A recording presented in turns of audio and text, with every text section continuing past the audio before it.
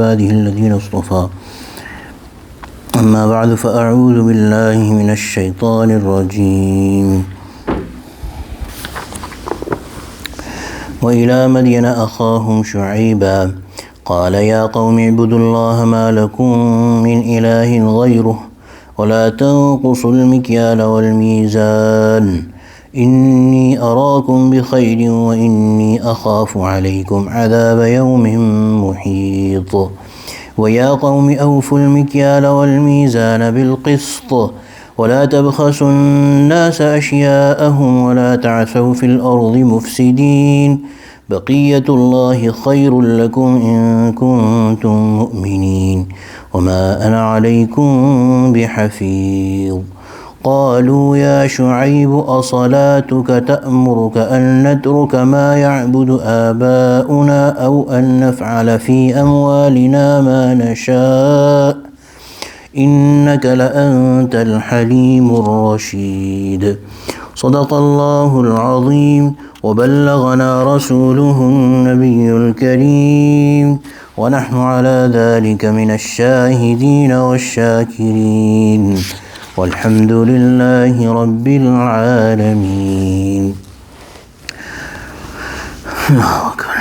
Surah Hood, and the stories, the narration about different nations, different people that were destroyed because of their kufr and their disobedience and their not listening to the Anbiya, the respective Nabi of their time, and how Allah's punishment overtook them is going on. Today, inshallah, tonight we are going to start the narration here about a location, a people called Madian. So the name of the city was also Madian, and the people are also called Madian. So therefore, the ayah says, وَإِلَى مَدْيَنَ, and towards Madian, and to Madian. أَخَاهُمْ شُعَيْبًا, Allah sent their brother Shu'aib. So Shu'aib, ala Nabina alayhi salatu wasalam, he was a Nabi of Allah. He was a prophet and he was sent to those people. Now there's several nations, several people that have been talked about in the Quran, and all of them it was said that they were killed because of their shirk, because of their associating partners with Allah subhanahu wa ta'ala. There's only two among those that stand out, about whom Allah has mentioned another sin apart from them not bringing faith. So if somebody does not believe, the first and the foremost thing that they have to have is Iman. All of the sins, giving up the sins, that comes later. If you don't have Iman, your good does not matter, your staying away from evil does not matter. If you do it for Allah, if you have faith in Allah, if you have said La ilaha illallah, then everything becomes worthwhile, otherwise not. But these two nations, Allah subhanahu wa ta'ala has particularly mentioned them not bringing faith, worshipping idols, worshipping trees. For example, these people, Ashabul Aika, their other name is Ashabul Aika, the people who used to worship trees, the people of Shu'aib. These two people in the nation of Lut that we read about last week, they, apart from their polytheism, apart from their shirk, they also committed another major sin which was really despised in the eyes of Allah subhanahu wa ta'ala, which is really despised in the eyes of Allah subhanahu wa ta'ala, which has also been mentioned as a cause of their punishment. The people of Lut, homosexuality. The people of Shu'aib, Sayyidina Shu'aib, ala Nabina alayhi salatu wasalam, they used to not weigh and measure with justice fully. So therefore what they used to do, the currency coins that they had, they would cut them, unseemingly cut them, and therefore when paying, they would pay the coin that would look the same, but it would not be in reality of the same value. Similarly, when selling cloth, or when selling some groceries or whatever, they would not weigh it appropriately. So this is something, another major sin that is really despised in the eyes of Allah subhanahu wa ta'ala. The Prophet sallallahu alaihi wasallam has said that when people start doing that, any nation starts doing that, cutting people, short on the measure, on the balance, Allah subhanahu wa ta'ala afflicts them with famine, with lack of food, scarcity, and also Allah subhanahu wa ta'ala creates inflation with them. So we are worried about inflation in our countries. As Muslims, we should be worried about what we are doing. What are the deeds that bring these punishments from Allah subhanahu wa ta'ala when we do not complete our side of the pact. The ulama mufassirin have mentioned that this does not only this does not only restrict to selling and buying, but also if you make a promise, if you commit something and you do not fulfill it, that also comes under this. So وَإِلَى مَدْيَنَ أَخَاهُمْ شُعَيْبًا, to Madian Allah subhanahu wa ta'ala sent Sayyidina Shu'aib. Qala, he said, Ya qawmi, O my people, u'budullah, worship Allah alone. مَا لَكُم مِّن إِلَٰهٍ غَيْرُهُ, there is nobody who deserves to be worshipped, become a god except Allah subhanahu wa ta'ala. وَلَا تَنْقُصُوا الْمِكْيَالَ وَالْمِيزَانَ, and do not curtail the measure and the weight. Do not cut it, do not do injustice, do not do it short. إِنِّي أَرَاكُمْ بِخَيْرٍ, I see that you are quite well off. وَإِنِّي أَخَافُ عَلَيْكُمْ عَذَابَ يَوْمٍ مُحِيطٍ, and I fear for you the punishment of a day that is going to encircle everything and everybody. So you are in good shape these days. Give thanks to Allah subhanahu wa ta'ala and stop doing what you're doing, because if you do that, then I fear that Allah's azab, Allah's punishment is going to come to you and none of you will be saved from it. وَيَا قَوْمِ, and he said, O my people, أَوْفُوا الْمِكْيَالَ وَالْمِيزَانَ بِالْقِسْطِ, do not make the people short of their things. أَوْفُوا الْمِكْيَالَ وَالْمِيزَانَ بِالْقِسْطِ, perfect the measure and the balance with justice. وَلَا تَبْخَسُوا النَّاسَ أَشْيَاءَهُمْ, and do not make people short of their things. وَلَا تَعْثَوْا فِي الْأَرْضِ مُفْسِدِينَ, and do not go about the earth spreading fasad or disorder. بَقِيَّةُ اللَّهِ خَيْرٌ لَكُمْ إِن كُنْتُم مُؤْمِنِينَ, whatever is allowed by Allah to retain lawfully with you, that is better for you if you are believers. And that is a principle of Allah subhanahu wa ta'ala, that you do justice, you give the rightful owner their full share, full due.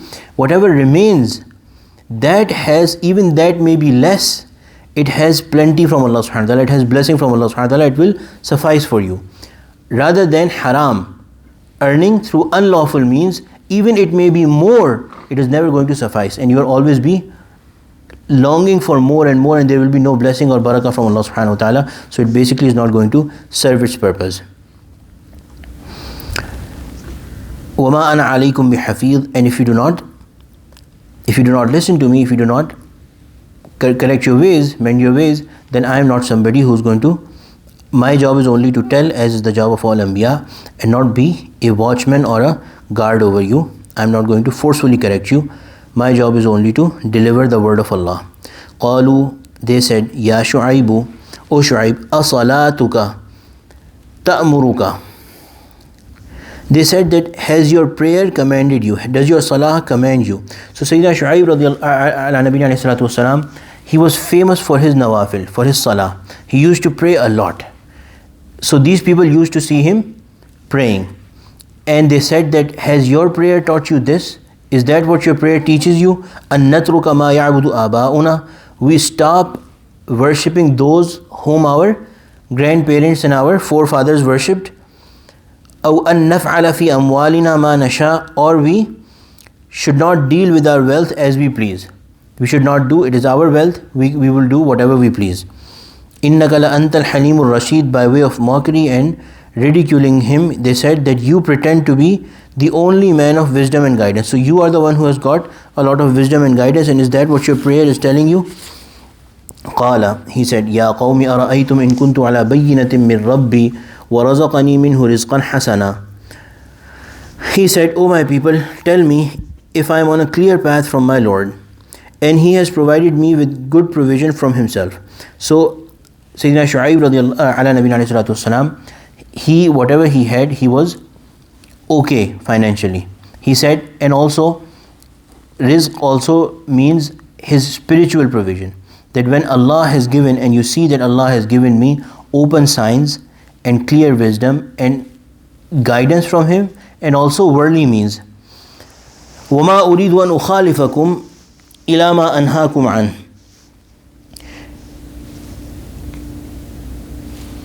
and I do not want to do in your absence what I forbid you from.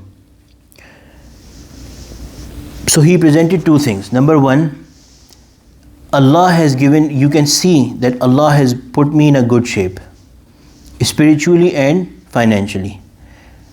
So when I have the right word from Allah subhanahu wa ta'ala and the clear sign from Allah subhanahu wa ta'ala, why should I not deliver it to you? Why should I not try to bring you to the guidance? And secondly, you do not see me doing against what I preach. What I tell you to do, I do it myself as well. Even if you are looking or if you are not looking, even in your absence, I do the same thing that I teach. So therefore, ulama have written that when you preach and when you tell somebody something good, the effect is a lot of times dependent on do you follow it yourself or not. If you do not follow it yourself and you start preaching others, then the effect is taken away. In uridu illa al-islaha mastata'at. I do not want anything except that I want to do islah, set things right as far as I can. وَمَا تَوْفِيقِي إِلَّا بِاللَّهِ. And my ability to do anything does not come from anybody except Allah subhanahu wa ta'ala. عَلَيْهِ تَوَكَّلْتُ وَإِلَيْهِ يُنِيبُ. In Him alone I have placed my trust, and to Him alone I turn in humbleness. It is said about Sayyidina Shu'aib ala Nabi wasalam, the Prophet sallallahu alaihi wasallam has said that he was a very eloquent Nabi. He had this way of speech that would really affect people, and he was very good in his speech. So Sayyidina Shu'aib, and he argued with these people in a very balanced way. And somebody might think that Sayyidina Shu'aib ala Nabi wasalam was very eloquent. He had this ability to speak, to make a good speech. So he is turning to Allah subhanahu wa ta'ala. He's saying, وَمَا تَوْفِيقِي إِلَّا بِاللَّهِ. In my humbleness, in my humility, I return to Allah. None of that is from anywhere else except from Allah subhanahu wa ta'ala.